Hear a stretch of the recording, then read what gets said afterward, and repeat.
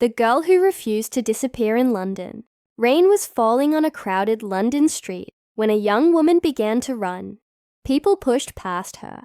Buses screamed by. Neon lights reflected in the wet pavement.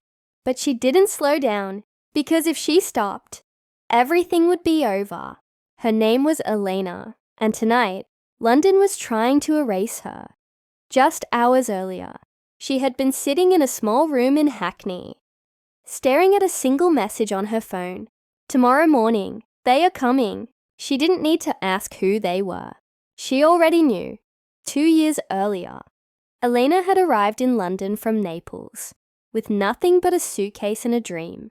London welcomed her with music, colour, and endless streets filled with life. It felt like a place where anyone could become someone new. For the first time in her life, Elena felt free. But freedom in London is fragile, very fragile. She lived in a narrow flat with peeling walls and cold floors.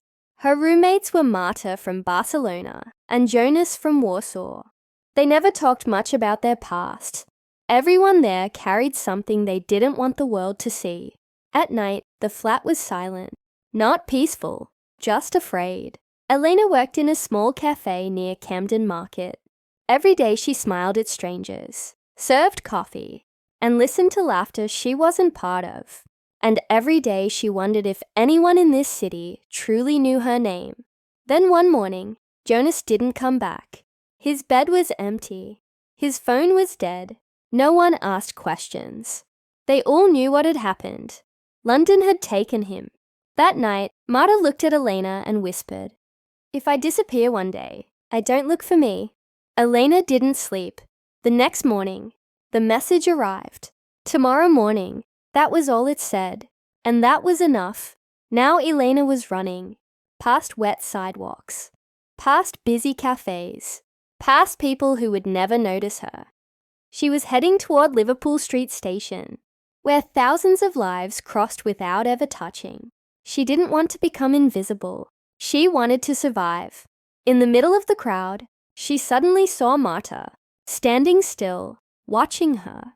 Their eyes met. Marta gave a tiny nod. "Run." Elena reached the train just as the doors began to close. She stepped inside. The city blurred behind the glass. London, bright, beautiful, and merciless, slowly fell away. For the first time in months, Elena took a real breath. She didn't know where the train would take her, but she knew one thing. Tonight, she did not disappear.